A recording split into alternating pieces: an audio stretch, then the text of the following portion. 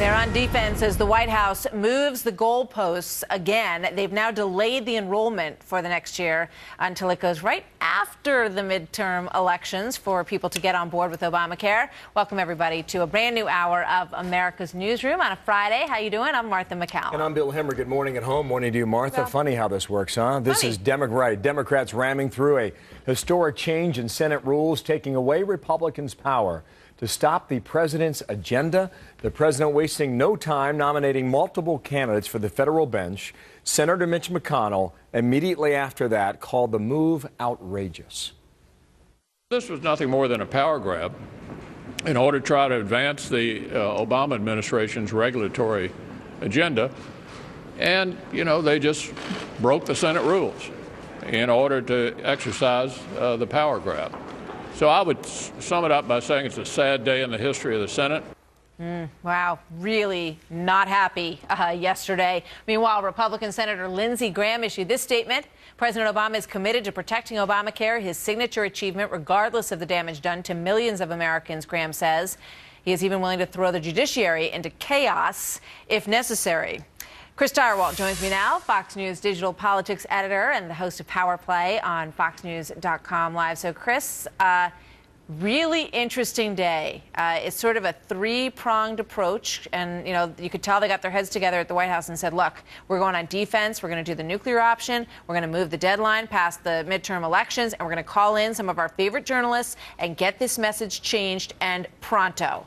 So first up, you're calling it the smash and grab in your article this morning in terms of this moving the date, right? Well, it's not just you're exactly right, Martha, that you take it all together. It's of a piece, which is, it's not that they're going on defense, I think it's time to go on offense. You're down in the polls. The American people don't trust the president for the first time.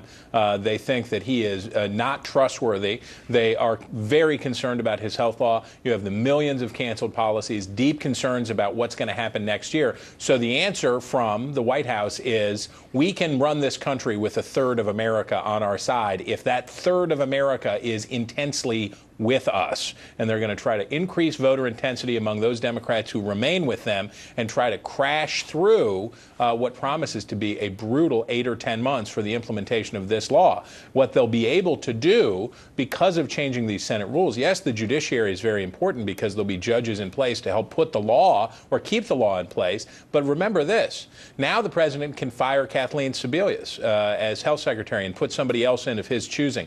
Now the president can do whatever he wants at the EPA. Now the president can do all kinds of things that Republicans and moderate Democrats had acted on as a check on before. He can pretty much, when it comes to the exercise of executive authority, do exactly whatever he wants. You are so right, Chris. And this is a huge moment and a big game changer for all of the reasons that you just detailed. And really, you try to sort of figure out what the discussion has been in the Oval Office and in the West Wing, because they know that they are in a dire situation and they need to change this game.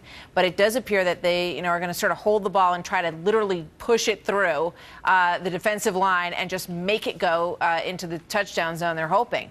So talk to me a little bit about the possibility that you just brought up. Are we about to see a change of some of the players in this game? Well, one of the reasons that, and you and I have talked about it before, one of the reasons that everybody said that Kathleen Sebelius was safe as Health and Human Services Secretary was, how on earth would you get her confirmed?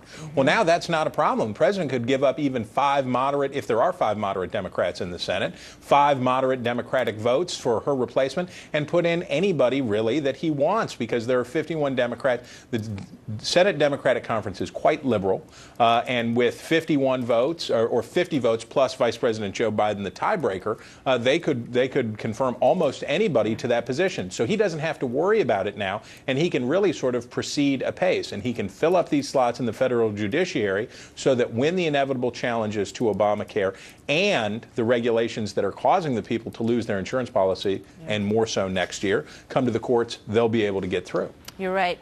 Those will be easier. And I also would not be at all surprised if we start to see some changing faces at the White House as well. And it is interesting to note that Robert Gibbs was there yesterday after having been very critical of the team that is working on this. So I just put that out there, and we'll see if anything comes of that by the next couple of times that we talk. Chris, good to see you. You bet. All right, so visit our politics page. Sign up for Chris's daily political newsletter, Fox News First. You can go to foxnews.com/Fox News First. Put your email address in there, and you will get it in the morning just like we all do.